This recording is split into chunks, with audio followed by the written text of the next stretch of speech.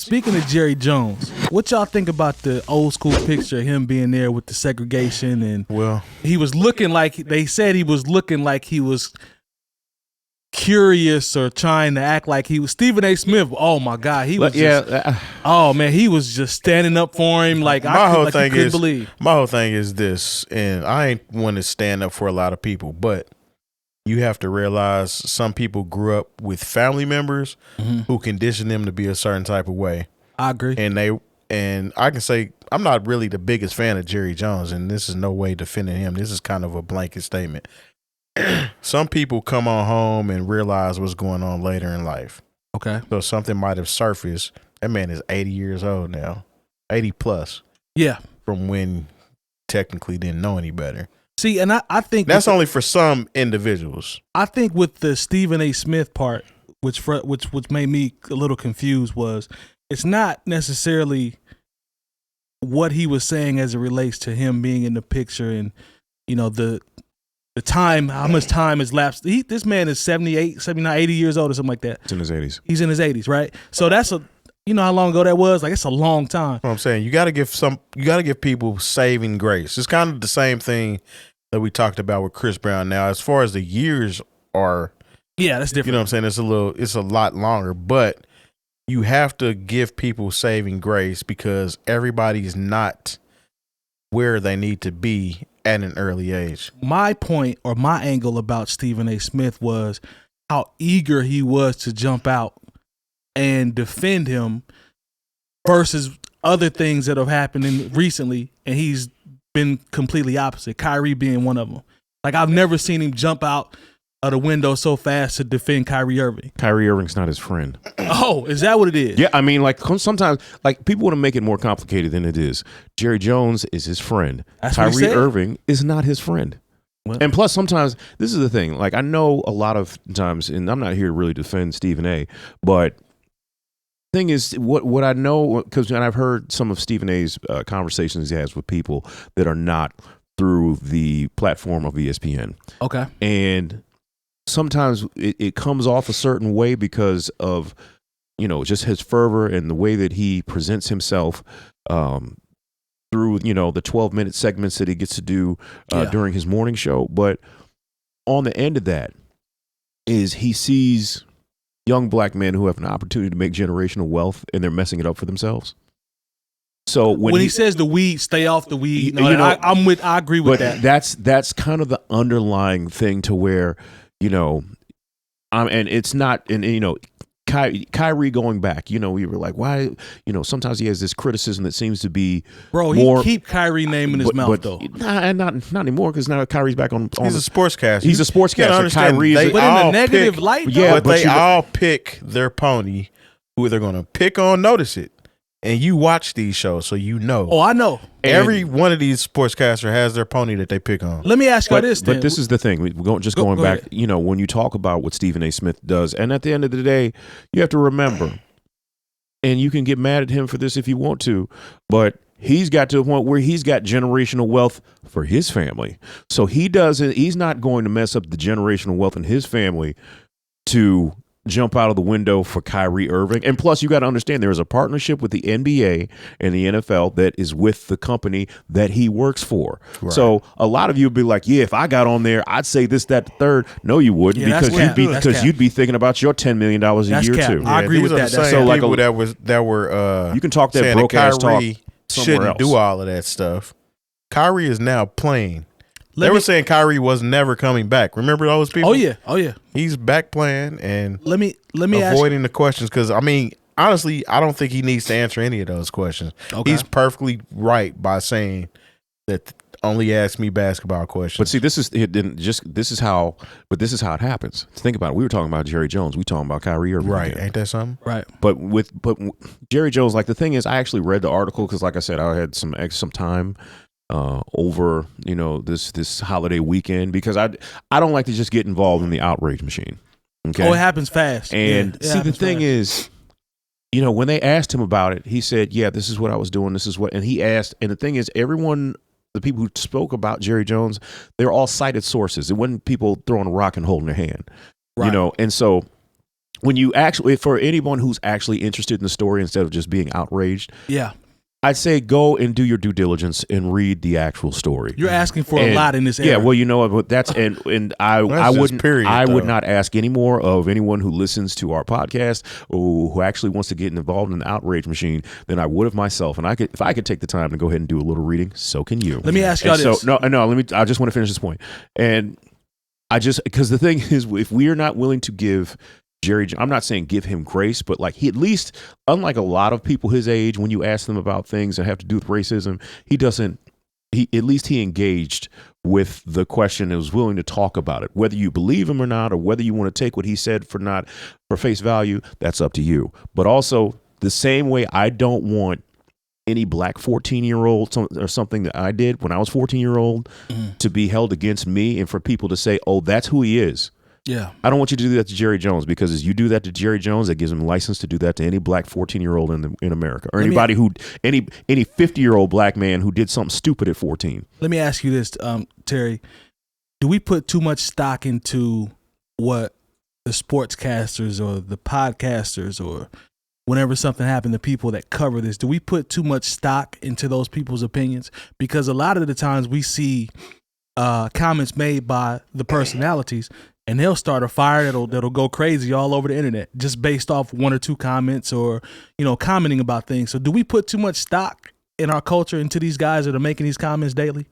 I think that's general media, period. Just media. And now in that general. you have social media, people put too much stock in the fabricated thoughts that they have and came up with, and it's just media, period, is what's the word I'm looking for? It's a kind of a double-edged sword, because you got good and bad is the stuff, or the more provocative, more flashy topics are the ones that people tend to gravitate towards, whether it's, what I'm saying, most likely is bad.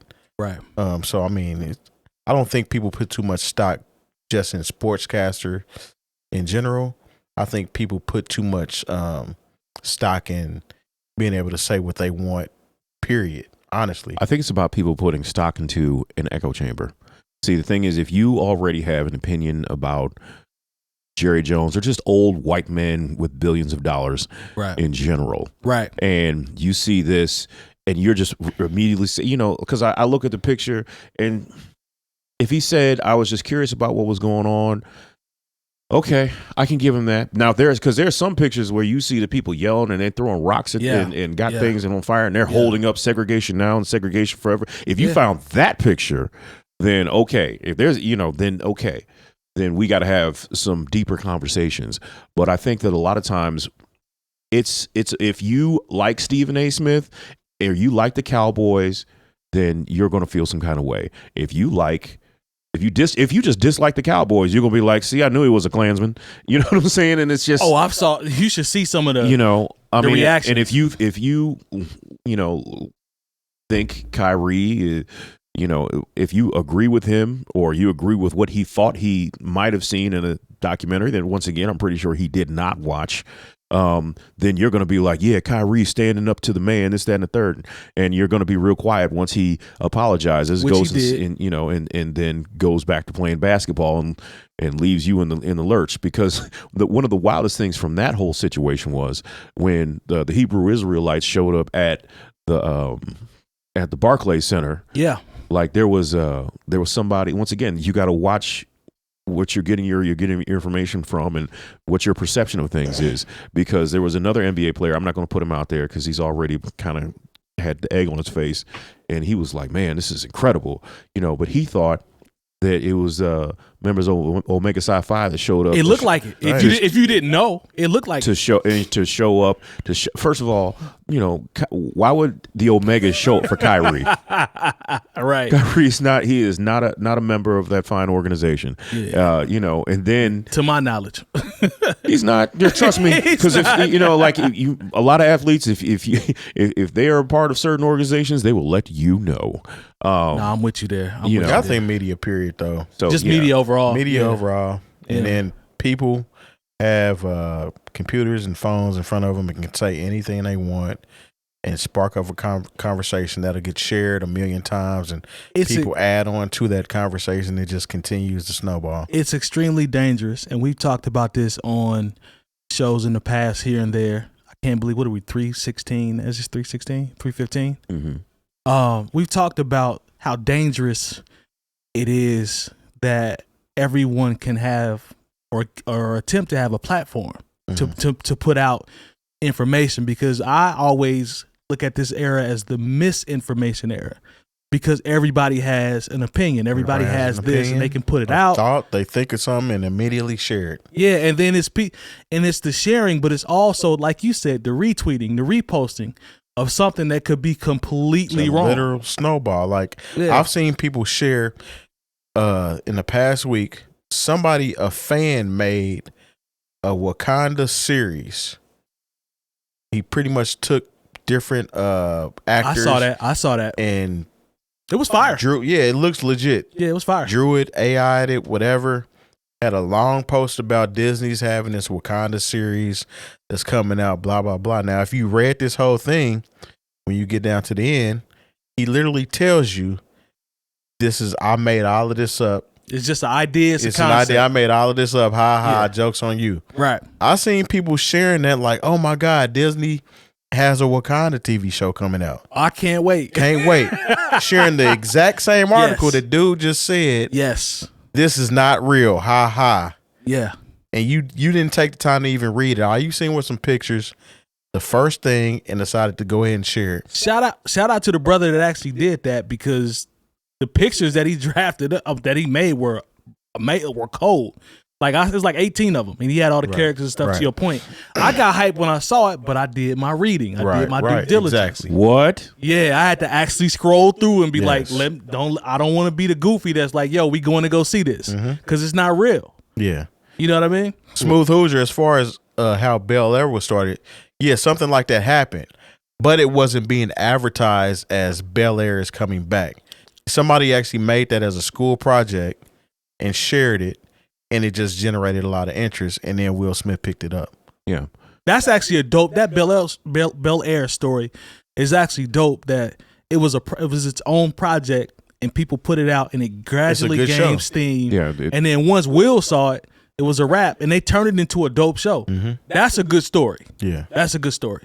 But once again, essentially everyone that has social media has a platform, which is good and bad. Gift and a curse, the internet. But we're seeing, as Twitter implodes in on itself, that you're just able to say things and no one checks you on them, or people don't do the follow-up reading, or sometimes it'll link to an article, and people are like, man, I'm not reading the whole article. I'll just read. I'll skim through it, or I'll just look at the headline and just go from there. Yeah. So shout out to Class Act. That's really a situation, with like I said, if you read the entire article and you're still outraged, okay, I can engage you in that. But if you're just somebody that saw the picture, look, if you see a picture of any 80-year-old white person who's still living today, and it's a picture from, that era, chances are they was probably doing something that is frowned upon now. I mean, it goes back to what I said initially, as far as how they were raised. I mean, they came from a background like that. Culture. There's a lot of people that maybe didn't get right, but there's a lot of people that did get right eventually. Right. That's the whole thing with grace. You know what I'm saying? No, I'm with you. It was just that photo. When you look at it, it's like, man, it's jumping back in time, because that's him. You can clearly tell. Yeah, I mean, he didn't deny it. He said he was suspended from the team for it. Yeah, I don't know how true that is, but I mean, he said he was. Well, I mean, that it's just that we can just end it with this, but it's just, I felt like it was when I saw Stephen A. just jump out the window like that. You made a good point with the friends part. I still think he was just overly jumping out the window, my personal opinion.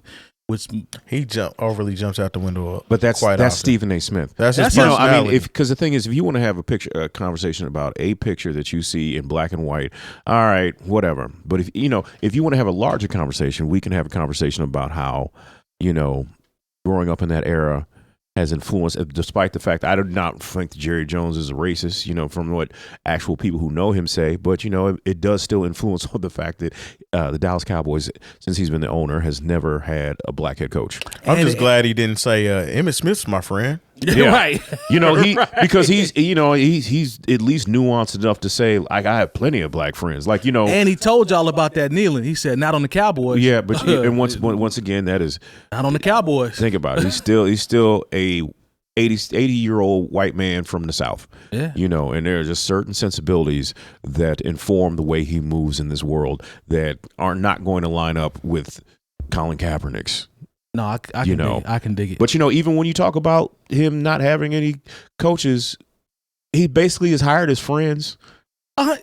That's the thing. That's what you do when you own it. That's been the problem. It was like he hired what his college roommate, and then he hired one of his coaches that he knew that was coaching at the same time he was playing, and then he hired Bill Parcells, somebody had a personal, he hires his friends. What a concept! Actually getting leverage in business and owning something and putting your people how on. all of these companies function. It's one of the reasons why a lot of people pledge fraternities, right? Because they look out for each other. The connections are across the country. Absolutely. Agreed. But Agreed. once again, there's a fraternity of just being white sometimes because the thing is you wish might Lone was here. You might know and have actual genuine friendships with black people, if you're of a certain age and from a certain time, but you don't know black people.